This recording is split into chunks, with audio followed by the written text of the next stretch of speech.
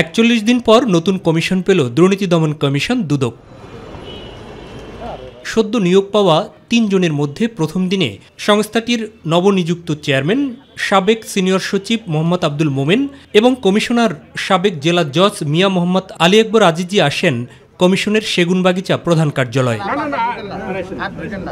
1.5 ঘন্টারও বেশি সময় অভ্যন্তরে অবস্থান করার পর বের হয়ে গণমাধ্যম কর্মীদের সাথে কথা বলেন দুর্নীতি দমন কমিশনের চেয়ারম্যান।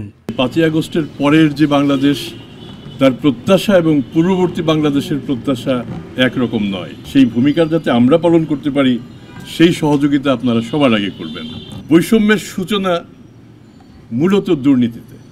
যদি আমরা দুর্নীতিগ্রস্ত না হতাম, বৈষম্য সৃষ্টি অনেক কম হতো। যেসব বিষয়ে বড় ধরনের দুর্নীতি হয়েছে, যেসব বিষয়ে রাষ্ট্র বিশেষভাবে ক্ষতিগ্রস্ত হয়েছে এবং যারা এই কাজগুলি করেছেন তারা যাতে শেষ পর্যন্ত ছাড় না পান, আমরা চেষ্টা করব সেই কাজটা যাতে আমরা সঠিকভাবে, ন্যায়পরায়ণভাবে, যথাযথ তদন্তের মাধ্যমে সমাপ্ত করতে পারি। টিআইবির আহ্বানের প্রতি সাড়া দিয়ে আগামী 1 সপ্তাহের মধ্যেই নতুন কমিশন তাদের সম্পদের হিসেব দেওয়ার কথাও জানান মোহাম্মদ আব্দুল মোমেন।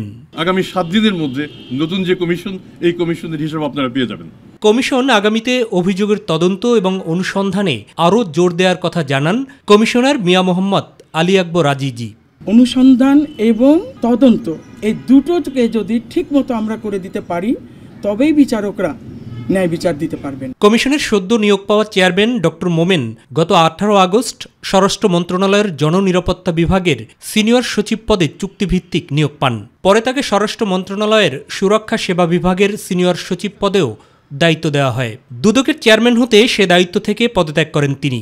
নিয়োগ পাওয়া অন্য কমিশনার হচ্ছেন অবসরপ্রাপ্ত ব্রিগেডিয়ার জেনারেল হাফিজ আহসান ফরিদ।